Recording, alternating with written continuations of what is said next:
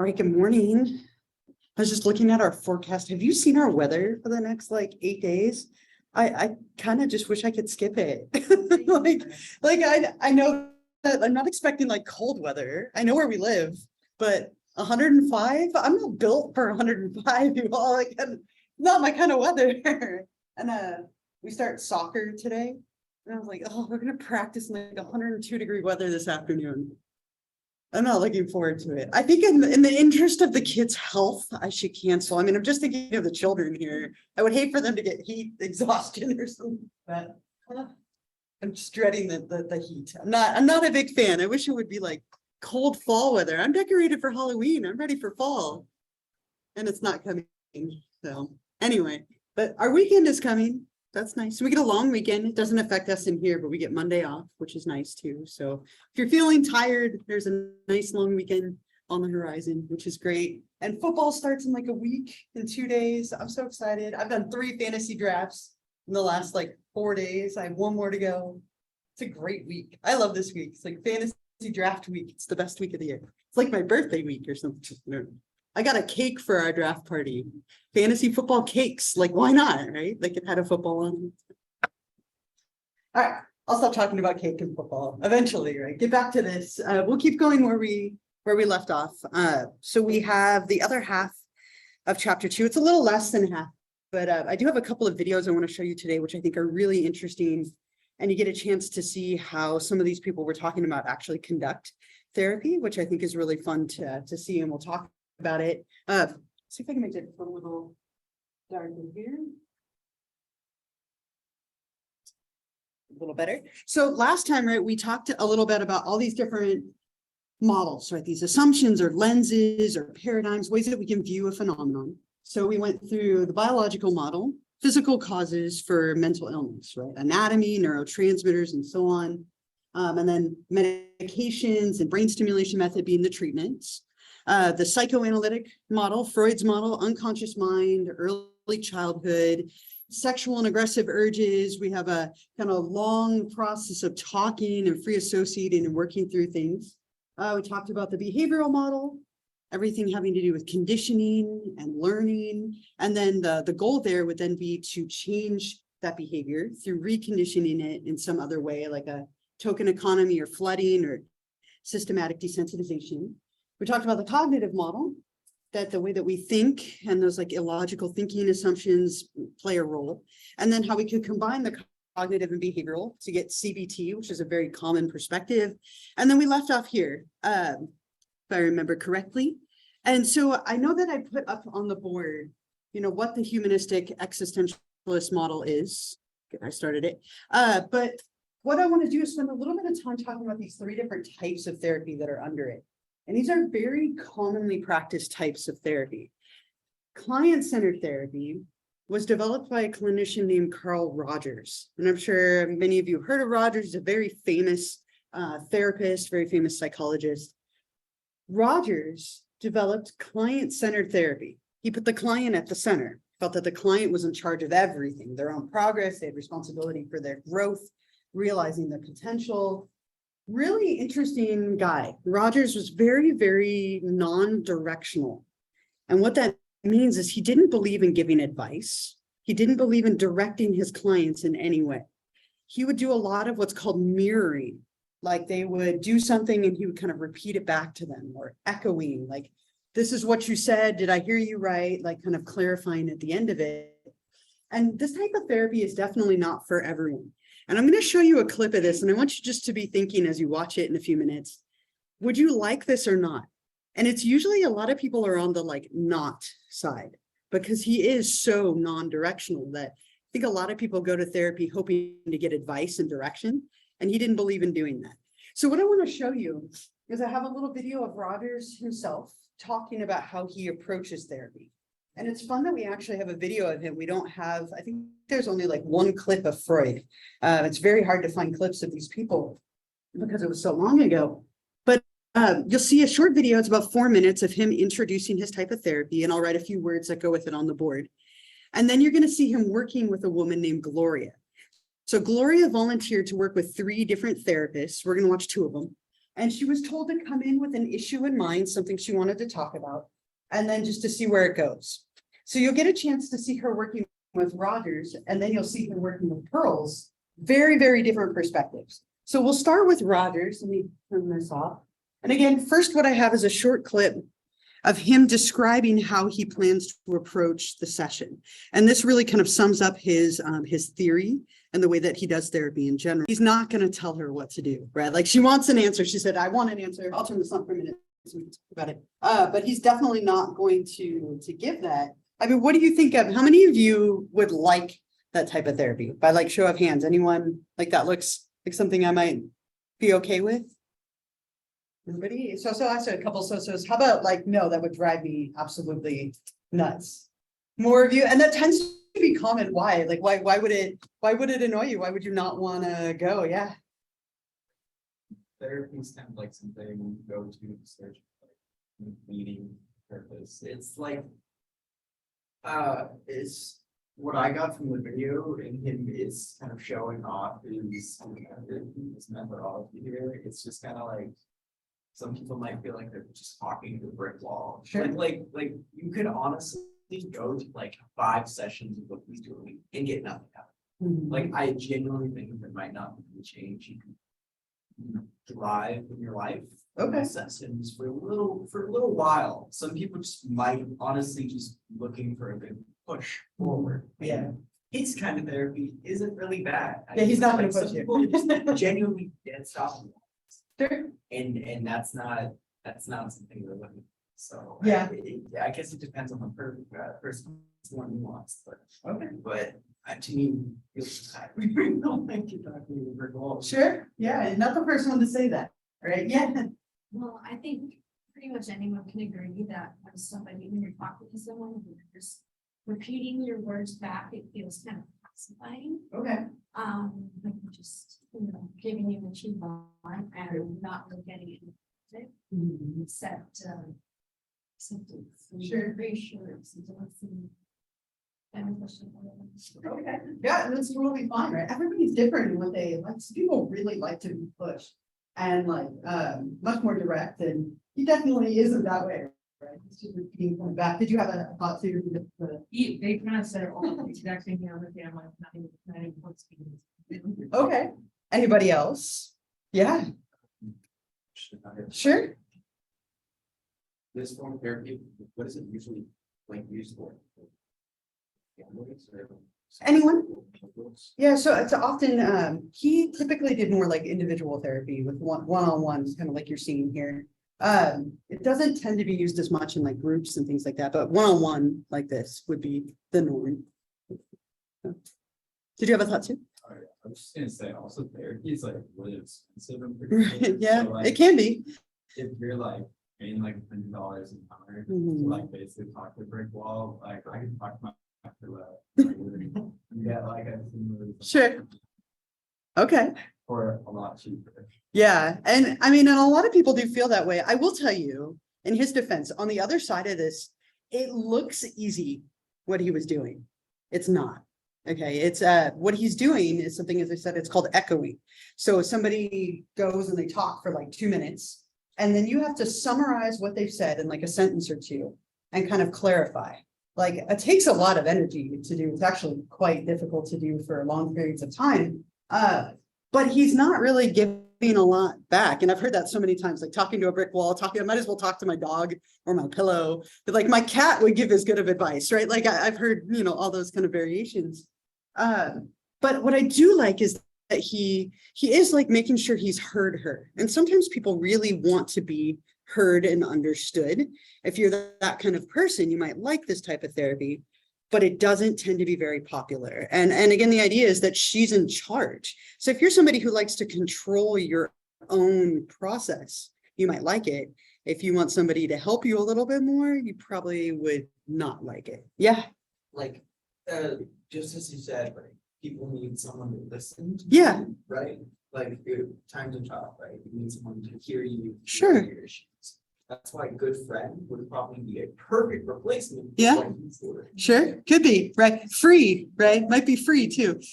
as long as you have a good friend to talk to, right?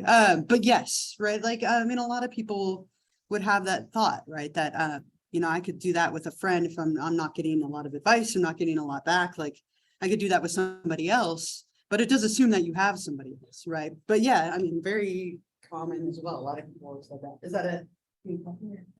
That also, when you're talking about making a judgment regarding the child, it's 9 Yeah, about that subject. right, Like, I would expect that the therapist I'm seeing would know about Yeah. child development, what's Yeah. appropriate, Yeah. different ways to like lay that out. So Mhm. he's sort of ignoring the Sure. working part. And you know what's funny, I've seen this split maybe 20, 30 times, right, over the years. And for the first time today, I had that exact same thought. I was like, you know, if I went in and I wanted a therapist's opinion on what a 9-year-old, or in my case, like an 8 and 10-year-old might be able to handle, right? I would hope that they could give me their professional opinion on that. He doesn't, right? And if you watch further, he does kind of talk it through with her, but he never at any point goes like, developmentally, a 9-year-old could handle X, right? Like, and I think she wanted that a little bit. So I'm going to show you a very, very different perspective. This is in the same branch, right? So this is also still like humanistic existential psychology. But this person is Fritz Perls. So this is the second one here. Gestalt therapy. Gestalt means form or pattern or whole. So they look at like the whole person and look for patterns and things that emerge. Gestalt therapy was made famous by a man named Fritz Perls. Heavy accent. You'll see him in a minute. A little bit difficult to understand, smoking a cigarette the whole time, right? Like different time. He is so antagonistic, right? He's like the polar opposite of Rogers. And it's interesting because even though it's very like surface level stuff, it does seem like they sort of get somewhere with it. So I'll play for you the part where he talks about what he plans to do. And then we'll watch him work with Gloria. And again, very, very different. Interesting. He straight up calls her fake, right? Like, you're putting on a performance for me. He calls her out on everything, right? Like every little move that she's making, he notices it, right? A very different perspective. Anyone, is there anyone who would like this type of therapy? Yeah, you would. Why would you like it? Like, it's very direct. Yeah. Like, even though the other one is supposed to be like more like genuine and real, I feel like this one is more because it's like, no, like stuff for like Sure. he pointed out, whereas that one was like, Yeah. I guess it reminded me more of a traditional therapy where it's like this, like, let's talk about your feelings, how does this make you feel? Okay. And all these things. Interesting. Any other like thoughts, reactions? Yeah. I mean, I don't know, just because like, I feel it kind of makes sense in my head to like get, like for me personally, it would get me frustrated. That would like very quickly get to the root of my problems, you know what I mean? Very quickly get to the problems I have, like, I don't know, maybe it's just because I have the same problem as Gloria does. When I get mad, I'm still smiling, so people don't know what's going on. So, Sure. but, I don't know, the same kind of thing he said, the other one was just so like non-direct that even just this one seems so better. Okay. Yeah. Yeah, and sometimes people really like how direct this is. Anybody else? Any other like thoughts or reactions? Yeah. My issue is that I feel, I mean, personally, that people like to say, you act a bit differently in front of a stranger, so like, Sure. but if I was in that situation, especially in that first session, I would probably be masking everything I'm Yeah. actually feeling, and I would probably give him absolutely nothing, or do my best to give him nothing. Right. To try and control every little thing that you did, right? And then that's, Mhm. so, you don't know how well. Yeah, and I think one thing that people bring up consistently is just, would you feel safe like in there? Like, let's say you go to therapy because you had something difficult happen in your life. Would you feel safe talking about that? That's not even necessarily something he would get to because he doesn't believe in focusing on the content, right? And so if you're going, let's say for like trauma or to work through something, it's not going to be a very appropriate type of therapy, right? You're probably going to be a little bit guarded. I would shut down personally. I think at some point I'd be like, okay, fine. Like, all right, you noticed everything, good for you, right? Like, I think I would totally shut down at some point. But he kind of gets somewhere with her. Like, Rogers didn't feel like he got anywhere, right? In that like 5 minutes, it was only 5 minutes. but it feels like he kind of uncovers a few things. He gets her to be more genuine and real. But it's so antagonistic, right? Did you have a thought as well? I was thinking like this is more like into flooding, Mhm. right? Like kind of throwing people with revenge. Okay. But it's just interesting. It's Sure. like didn't expect it. Didn't expect it. Yeah. Before. He's pretty aggressive with how he takes it. Mhm. And I guess like I think back then where like societal norms were really stuff, we had to put on much more of a mask. Okay. Presently, I guess. It's kind of like, it's interesting how it works. Mhm. Kind of shatters people's like face that they put on. Yeah, that facade, that Yeah. like persona that you put Like forward, everything gone. Yeah. Yeah, that kind of gets shattered, which is pretty interesting to see. Yeah. I mean, like, under the veil that people put on like that, they're not too different than us today. Okay, It's pretty interesting. But sure, yeah. As I was thinking, I guess it's just therapy in general, they're both like, didn't really care about what the issues she was going through, they wanted to know her, what her issues were, by either like prodding, poking at her to see like what's really gonna come out, Sure. or just seeing what she really believes is gonna come out, so. I think, for instance, kind of looking for like the natural, like, as deep as you can get, and then Rogers was. Just like, what does she have to offer? Okay. Basically, what she thinks. Yeah, I like that, right? And yeah, I mean, different takes. It's hard. You only saw like a 4 to 5 minute like clip, and therapy is usually slow. Like therapy is a very slow, long process. Unfortunately, it'd be nice if it was fast, but it tends to not be. It tends to be something that takes some time. But if I made you choose, right, if you had to pick one, how many of you would rather go see Rogers if you had to pick one? By show of hands. Oh, I see a lot of like tentative hands. How about pearls? Interesting. You want it rough. You want somebody to like focus on everything, right? I like that. Just interesting. And again, everyone has a different take on how they do therapy. Every type of therapy is a little different. And there are times Gestalt therapists, like these techniques are used. You know, it's very common for both of these. Like if a client crosses their arms, it's not a bad idea for the therapist to cross their arms in a way. It's almost like you're mirroring them and putting yourself in their shoes. Now, you don't want to be like obvious and obnoxious about it, but it is something that's often done. If a client sits up in their chair, you might sit up in your chair. And so little like mirrorings like that are important. Very common, you know, to notice little things that people do. I noticed that your breathing changed when you started talking about that. Like I noticed that you started fidgeting a little bit, or that you're like squeezing your knuckles, right? Like those things are important to notice. Nonverbals are really important for communicating emotions. But if that's all we focus on, you might not ever get to anything deeper. So again, we tend to use bits and pieces of all of these.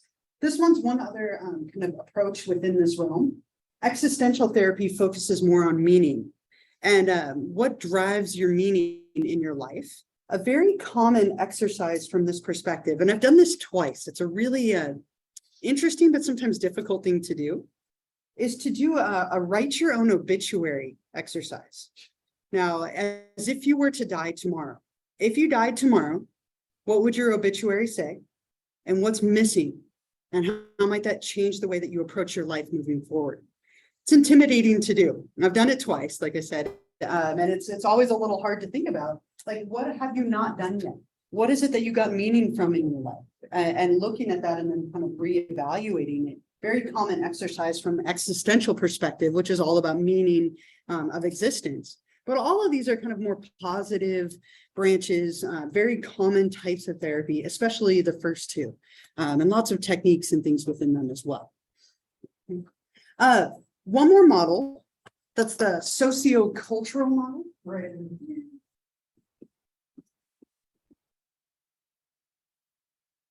The sociocultural or multicultural model, we're looking at the presence of like other people.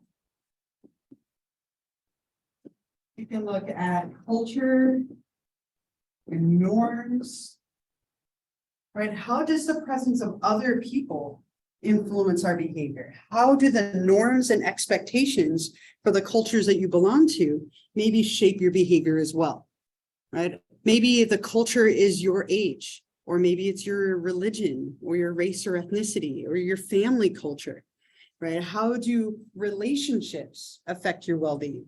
How do your friendships with other people? As people, we are constantly interacting with others. We're very much driven and shaped by norms, and we constantly compare. It's human nature to compare to other people. And I guarantee every single one of you have had a moment where you're like, I wish I made as much money as that person. Their relationship seems so good. Why isn't mine like that? Right? All my peers are graduating college and I'm not. And I don't feel good about that. Right? Like you're comparing to other people. How do those things maybe affect your well-being and your mental fortitude that you have? And so all of the things in this perspective are looking at the influence of others.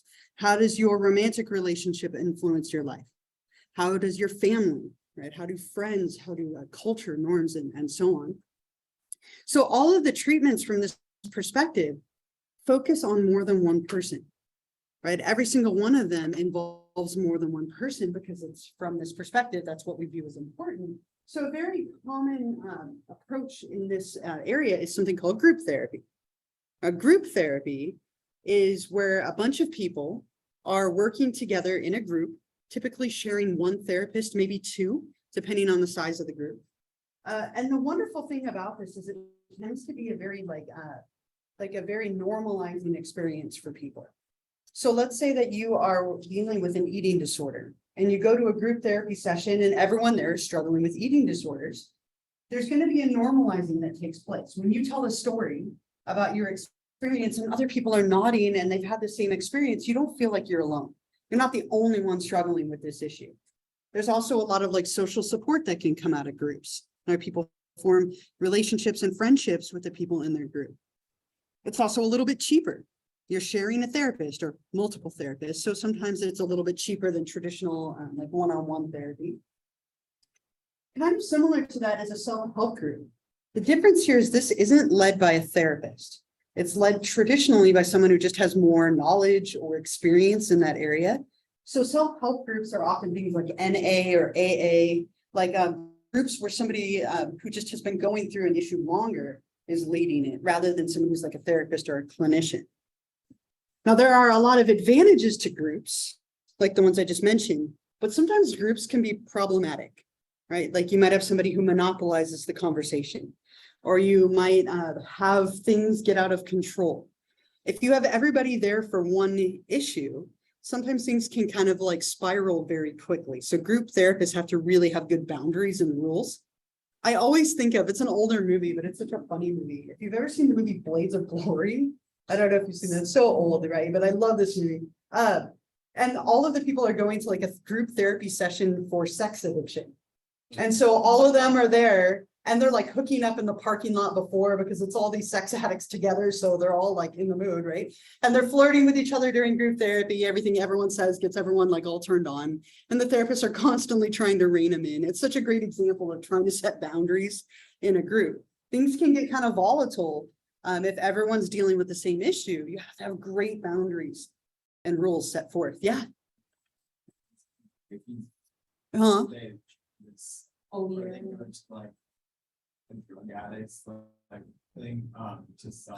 Right. A circle or so, kind of sharing things that brought them in, right? Talking things through. Right? And everybody is probably at different stages of their process. And so that's helpful in a way, right? And it's really helpful to talk that through with a bunch of people. And as I said, it's often cheaper as well. Yeah. Obviously, you've seen the movie, but for people who haven't, the whole point of it is, managing anger. And at the end of it, I kind of really did take something from it. And every time I get angry, I think of the song. I feel pretty. Yeah, that Sure. Yeah. and it works. Yeah. Yeah. If you can distract yourself, make yourself laugh. And that scene, if you haven't seen that movie yet, it's got some great, there's a scene in it where they're on the bridge and they stop his car and he sings I Feel Pretty. And just it makes me laugh every time. If you can laugh, your anger is gonna melt, right? Or if you're, in a bad mood and you can laugh, it helps pull you out of it. So yeah, it's got some funny little things in there like that. It's a good movie. It's a funny movie. The other two big types of multi-person therapies, family therapy and couples or marital therapy.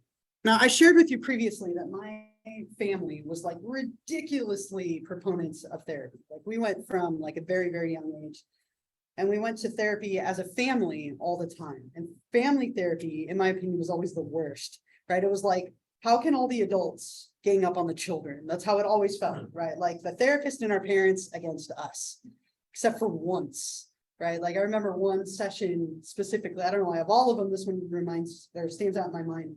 We went and our parents, my brother and I, our parents were complaining that we never cleaned our room. They never clean their room. They're not respecting the house, right? They need to clean their room. Oh, on and on and on.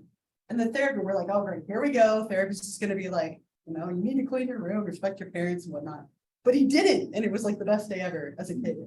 He was like, well, that's their one space in this world. And if they want to have it be messy, you really need to respect that because that's the only space they have control over. My brother and I were like, yes, like we don't have to clean our rooms. The therapist said so. But it was such a like mind ninja because the second he said we didn't need to clean our rooms, like the appeal of not cleaning our rooms went away. And so we cleaned our rooms. They won in the end, which is just maddening. But it tends to be something where everyone goes together, right? It's a whole family that goes together to therapy. And if you've lived with other people, whether it's family or roommates or whoever, you know that when you live with people, if one person has an issue, it spills over onto everybody. Everybody feels it. And that's the idea behind family therapy. If one member of the family is having a struggle, work with the whole unit in order to change that. Let's change the way the family interacts, the family communicates, and let's target the whole family together. A lot of working on like communication and responsibilities and so on. Similar idea, but working with people in a romantic relationship, couples or marital therapy. And this was my absolute favorite when I was training to be a therapist because it's so wildly fascinating and terrifying. There were so many times where I was worried that the couples would like murder each other on the way home, right? Like you send them out of the office and like, please don't kill each other. I hope I see you next week. Right? Because when people love each other, right? Like you get heated in good ways and bad ways. And this was always such a fascinating type of therapy because the nonverbal stuff in couples counseling is almost more meaningful than the things they actually say. And so you can really pay attention to a lot of those nonverbal cues. How close do they sit to each other? Are they holding hands or touching, or are they opposite ends of a couch? Or is there a couch and a chair and they sit separately? Right? Those things are very, very telling when it comes to couples being in therapy together. This is probably the most stigmatized type of therapy. A lot of people like, I would never go unless it was like the last ditch effort. But it probably is something that a lot of couples could benefit from, having like a neutral third party that is able to kind of help with communication, responsibilities, sex. Those tend to be three of the big things that couples focus on in couples counseling. Sometimes people go to couples therapy to break up in like an amicable way. It's not always to fix relationships. There are times people go like, we're getting a divorce, but we want to do this in the most like responsible, best way we can because there are kids involved, maybe. And so you can have a couple of different goals, but it tends to be something that's helpful for people. I have a great like little montage of couples counseling clips. If you've seen the movie Couples Retreat, there's a bunch of counseling scenes in there of couples therapy. And the best part is they're all played by comedians. So it's hard to take them seriously. Like the therapists are played by comedians who, you know, aren't serious people in the slightest here. But I think it's a really great example of what this can know, where it's like, oh, let me make a really like profound comment to you. And oh, look, we're out of time. Great job today. That isn't usually the case. Like it doesn't always happen that way.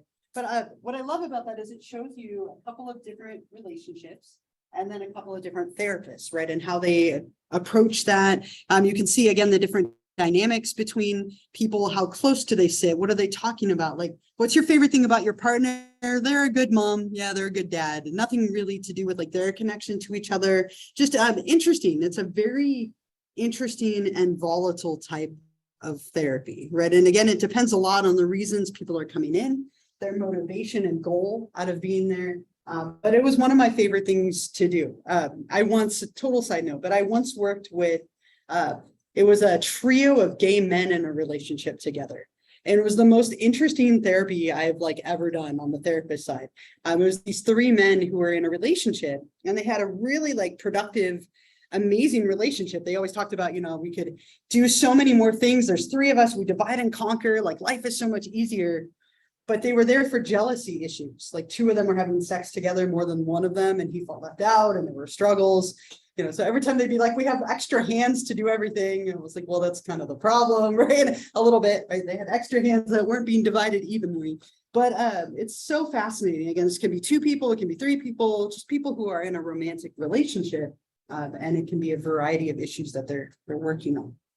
And we also have culture sensitive therapies. This is just within that realm of kind of this sociocultural model. Sometimes people who are part of a minority group might go to therapy as a way to get some support for the marginalization or discrimination that they face in their life. So it could be that people, for example, maybe you have somebody who is in a same-sex relationship and they feel like they're being marginalized. So they're going to get some support to how to deal with that. You sometimes see that within this realm as well, right? Not necessarily because that they're a minority group, but as a way to deal with the prejudice or discrimination that they're facing. The last thing to kind of integrate all these together, and I think I mentioned this before, we looked at each one of these models separately, but in general, if you put them all together, you're going to get the best like clinical picture. And I'm going to give you an opportunity to practice that as a homework assignment that I'll give you in a moment. But there's a perspective called developmental psychopathology. And it's interesting to me, this is becoming popular. I took classes on this as a graduate student, like forever ago, like maybe 15 plus years ago at this point. But this is becoming kind of a popular perspective where we use a developmental framework to look at how different variables might kind of collectively come together to account for things going on in your life. Like what are things that are normal for different developmental or life stages that you're in? And how can different events maybe lead to a similar or different outcome? In a way, we're combining everything together to look at it in a different perspective. And so we get these 2 different terms, equifinality and multifinality. And the 2 kind of a similar idea, but looking at things in different ways. Equifinality is the one on the right over there. And this is the idea that a number of different developmental routes can lead to the same disorder, right? So somebody suffering from sexual assault, car accident, gun violence, right? Some kind of an attack, all of those different things could lead to the same disorder of PTSD, right? So different things that happen, different developmental routes or circumstances could all lead to the same disorder. On the flip side of that, multifinality is the principle that people with similar developmental histories can have different outcomes as a result. So from this side, right, we can have someone who has trauma happen in their life. So something traumatic happens to you, could result in no mental illness, right? So somebody could experience trauma and be okay, right? They react to the trauma, but there's no long-term effect. They could develop PTSD from it. They could develop depression, a substance abuse issue, insomnia, right? So somebody going through like a bunch of different people experiencing the same trauma can all react in different ways. So just kind of 2 different takes from this perspective that we can all experience the same thing, but react differently. We can all have different things happen to us, but end up with the same result. I'm looking at it from both sides of the coin. Yeah. Is PTSD just example? Yeah. Yeah. So any disorder, right? So we could have like all of those things happen and everyone winds up with depression or anxiety or PTSD. So they're running with the same idea of like trauma and PTSD for simplicity, but it could be anything for sure. All right. Any thoughts, comments, questions, anything? I went to hand out the attendance sheet and I printed my other abnormal psych one on accident. So that's my bad. I'm sorry about that. I'll pass it around on. Thank you for letting me know that your name wasn't on there. I'll pass that around on Thursday. So sorry for that confusion. But I have a little homework assignment for you. This is your second participation activity. So this is worth 10 points. It will be due on Thursday. And what we'll do on Thursday is I'll get you into groups for just a couple of minutes, have you talk about it. We'll talk about it together and then I'll collect it, but please have it done before you come on Thursday. What I have for you here is a little case study. And I've written some of this and some of it I've adapted, but it's about a young man named Mark. And what you'll do is you'll read these 3 paragraphs about Mark. And then on the back, you're going to bring together everything we talked about in chapter 2 You'll think about Mark from a biological, psychodynamic, behavioral, cognitive, humanistic, existential, and sociocultural model. And there's enough in here that you should be able to get some bullets for each one. And you can totally do bulleted thoughts. It doesn't have to be like 4 sentences, that's fine. But what I want you to do is think about what are some biological explanations for Mark's behavior? What are some Freudian explanations for Mark's behavior for each of those different models? And there's definitely enough that you can get a couple for each one. And I think it's a great way to kind of bring them together and review. When you can be down with your one problem.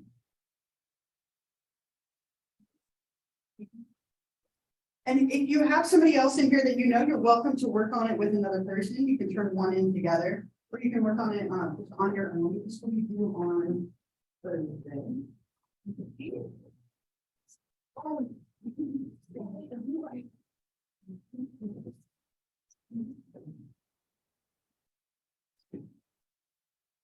And again, like I said, bulleted thoughts are totally fine. Just make sure you get a couple of ideas for each of the different models.